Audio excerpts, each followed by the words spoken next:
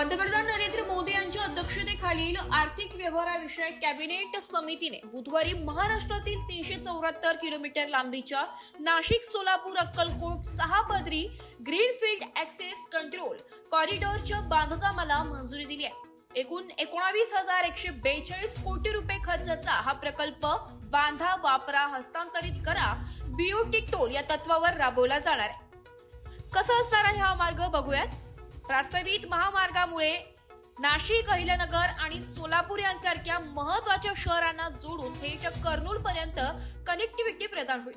पंतप्रधान गतिशक्ती national master प्लॅनच्या अंतर्गत एकात्मिक वाहतूक पायाभूत सुविधा विकसित करण्याच्या दिशेने हे एक महत्त्वाचे पाऊल असल्याचं निवेदनात म्हटलंय। या ग्रीनफील्ड कॉरिडॉरला वाढवण बंदराजवळील इंटरचेंज जवळ दिल्ली मुंबई एक्सप्रेस वे सोबत नाशिक मधील जंक्शनवर NH60 आडेगाव येथे आग्रा मुंबई कॉरिडॉरशी आणि नाशिक जवळील पांगरी येथे समृद्धी महामार्गाशी जोडण्याचे प्रस्तावित आहे।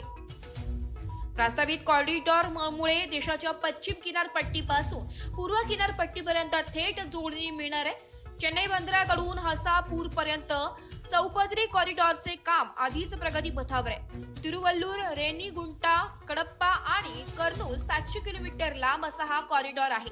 या नवीन प्रकल्पामुळे नाशिक ते अक्कलकोट प्रवासाचे अंतर 201 किलोमीटरने कमी होणार असून प्रवासाच्या वेळेत 14 तासांची 31 तासावरून 17 तास बचत होणार आहे। या प्रकल्पाद्वारे सुमारे 251.6 लाख मनुष्यदिन प्रत्यक्ष तर 313.83 लाख मनुष्यदिन अप्रत्यक्ष रोजगार निर्मिती होईल।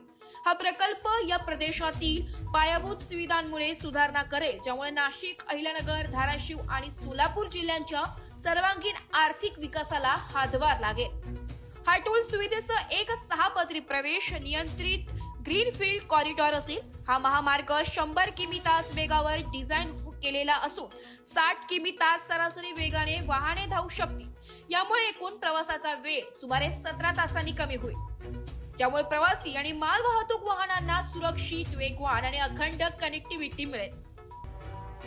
वृत्तसंकलन विभाग, एस मराठी न्यूज, नाशिक।